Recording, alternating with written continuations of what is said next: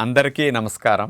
June 21వ తేదీ అంతర్జాతీయ యోగా దినోత్సవ సందర్భంగా మనందరం కార్తీక మాసం ధనుర్మాసం లాగా జూన్ మాసాన్ని యోగా మాసంగా గుర్తించి నెలంతా శారీరక మానసిక ఆరోగ్యాన్ని పెంపొందించుకోవటానికి నిజ జీవితంలో యోగాను ఒక భాగంగా చేసుకుని అందరూ ఆచరించాలని మన ప్రధానమంత్రి శ్రీ నరేంద్ర మోడీ గారు మరియు ఆంధ్రాను యోగాంధ్రగా మార్చాలని ఆంధ్రప్రదేశ్ ముఖ్యమంత్రి శ్రీ నారా చంద్రబాబు నాయుడు గారు ఇంటింటికి యోగా చేరాలని సంకల్పించారు.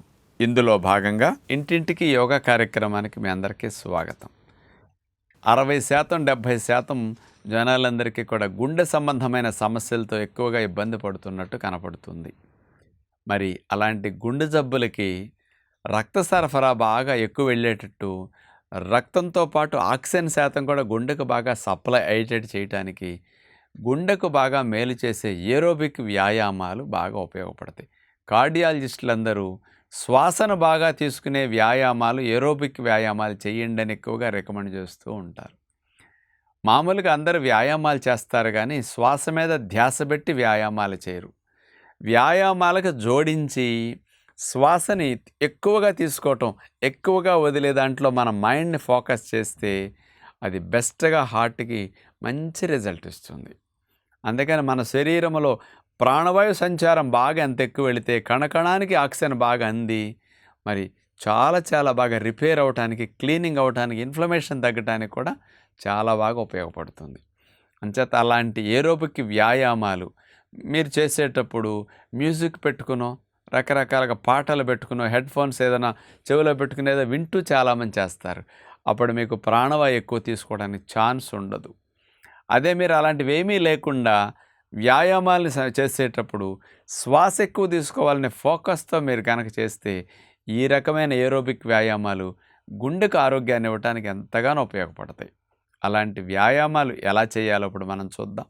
ఈరోజు ప్రత్యేకంగా గాలిని బాగా తీసుకుంటూ వదిలే ఏరోబిక్ వ్యాయామాలు చూడబోతున్నాం. మొట్టమొదటిది, కాళ్ళు ఒక అడుగు దూరం పెట్టి అట్లా నుంచుంటాం, చేతులు చాపేస్తాం, మోకాళ్ళ మీద అట్లా బెండ్ అయ్యి చేతులను క్లోజ్ చేస్తాం, మళ్ళా పైకి లేచినప్పుడు చేతుల్ని చాపేస్తాం, వెనక్కి అట్లా వెళ్ళేసేటట్టు. చేతుల మూమెంట్ ఉంటే ఛాతీ సాగటం, ఛాతీ ముడుచుకోవటం వల్ల లంగ్స్లోకి మంచిగా ప్రాణవాయు వెళుతూ ఉంటుంది, మంచిగా ప్రాణవాయు వస్తూ ఉంటుంది. కాబట్టి ఇలా మనం ఒక 10 సార్లు, 15 సార్లు, 20 సార్లు కంటిన్యూస్గా చేయొచ్చు. 2-3 రోజులు అలవాటైన తర్వాత అది 40-50 సార్లు నాన్ స్టాప్గా చేయొచ్చు అన్నమాట. ఇది ఏ వయసు వారైనా చేయొచ్చు, పెద్ద కష్టం అనిపించదు. ఎంత బరువున్నా చేయొచ్చు, అన్ని రకాల సమస్యలు ఉన్నవారు చేయొచ్చు. ఎందుకంటే గాలి పీల్చుకు చేసే ఏరోబిక్ వ్యాయామాలు అందరికీ అనుకూలమైనవి. ఇక రెండో వ్యాయామం చూడబోతున్నాం. కాళ్ళు దగ్గర పెట్టి నుంచున్న తర్వాత గాలిని పీల్చుకుంటూ 2 చేతులు పైకి లేపుతాం. పైకి చేతులు వెళ్ళేసరికి చూడండి, కాలు కూడా రొమ్ము భాగం దగ్గరికి లాక్కుంటాం. ఒకసారి కుడికాలు పైకి లాగుతాం, మరోసారి ఎడమ కాలు పైకి లాగుతాం. ఇది అలవాటు అవ్వాలి కొద్దిగా. 1 రోజులో 2 రోజులు అలవాటు అయిపోతుంది. చూడండి, చేతులు అట్లా మూమెంట్ ఉండటం వల్ల ప్రాణవాయు బాగా వెళుతూ వస్తూ ఉంటుందన్నమాట. ఇలా కాళ్ళు కదపటం, చేతులు కదపటం వల్ల కొవ్వు బాగా కరుగుతుంది, తొడల బరువు, జబ్బల బరువు బ్రహ్మాండంగా తగ్గుతుందన్నమాట. అందుకని గాలిని ఎంత బాగా తీసుకుంటారో కొవ్వు అంత బాగా కరుగుతుంది. ఇలా మీరు 40-50 సార్లు మానకుండా చేస్తే చాలా మంచిదన్నమాట. ఆసనాలు చేస్తే కొంతమందికి బోర్ కొట్టినట్టు అనిపిస్తుంది, వ్యాయామాలు అసలు బోర్ కొట్టదు.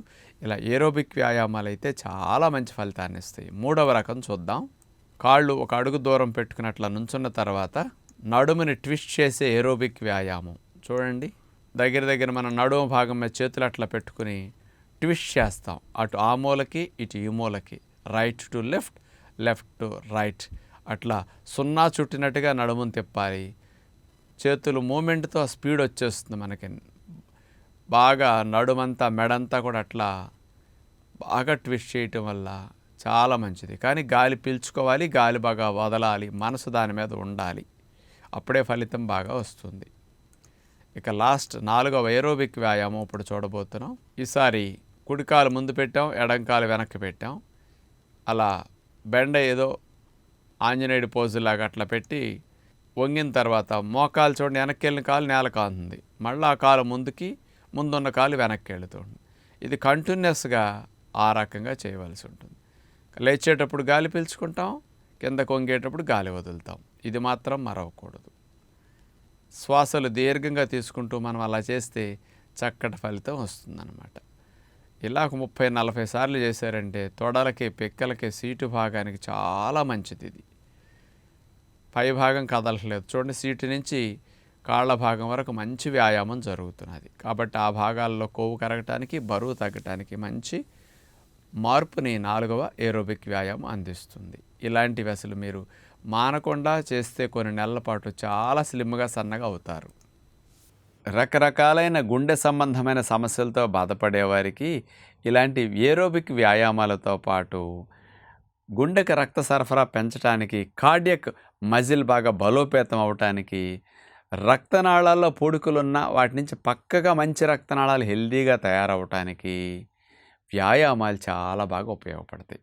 అందుకని వ్యాయామాల తోడుగా మీరు ప్రాణాయామం తప్పనిసరిగా పావుగంట ఉదయం, పావుగంట సాయంకాలం చేస్తే మీకు పెయిన్స్ కానీ, హార్ట్లో హార్ట్ అటాక్స్ లాంటి సిమ్టమ్స్ రాకుండా హార్ట్కి బ్లడ్ సప్లై, ఆక్సిజన్ సప్లై బాగా మెరుగవుతుంది ప్రాణాయామం ద్వారా.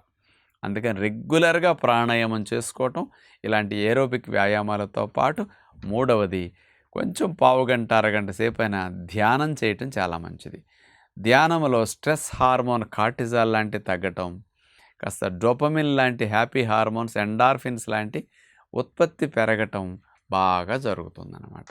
అందుకని అలాంటి మంచి హార్మోన్స్ ప్రొడక్షన్ కోసం మీరు ధ్యానాన్ని కూడా అభ్యాసం చేస్తే చాలా మంచిదని విజ్ఞప్తి చేస్తూ నమస్కారం.